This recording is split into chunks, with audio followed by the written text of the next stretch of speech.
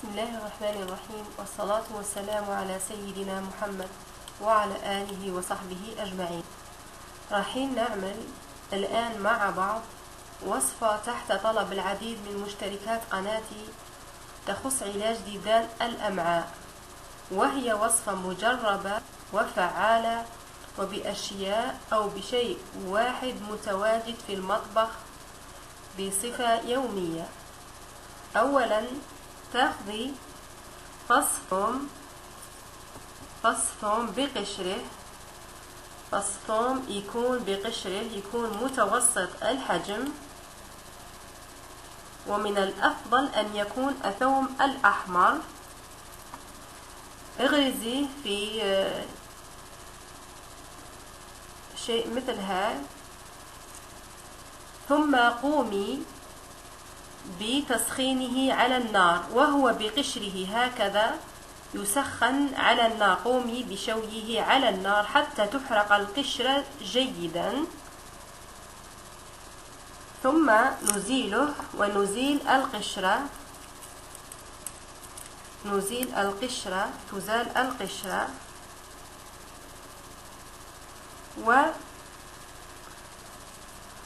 وندهن هذا الفص.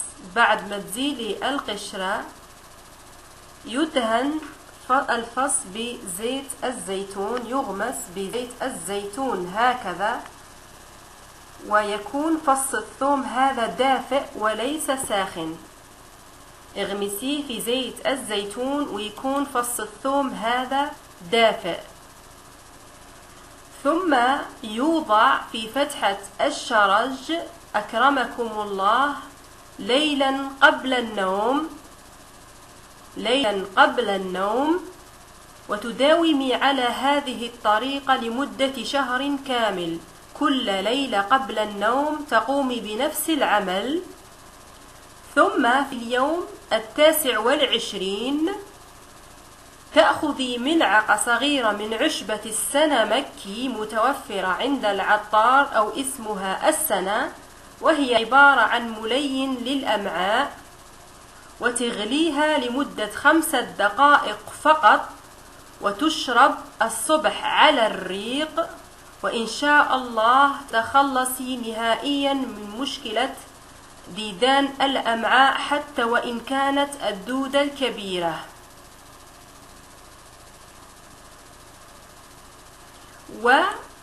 وبالنسبة للأسبوع الأول هذه تستخدم لمدة شهر مع مشروب السنة مكي. في أسبوع فقط هذه تستخدم الوصفة إذا كانت الديدان كبيرة، يعني الدودة الكبيرة أو الدودة الشريطية كما تسمى، أو إذا كانت ديدان بالنسبة للأطفال أو ديدان خفيفة.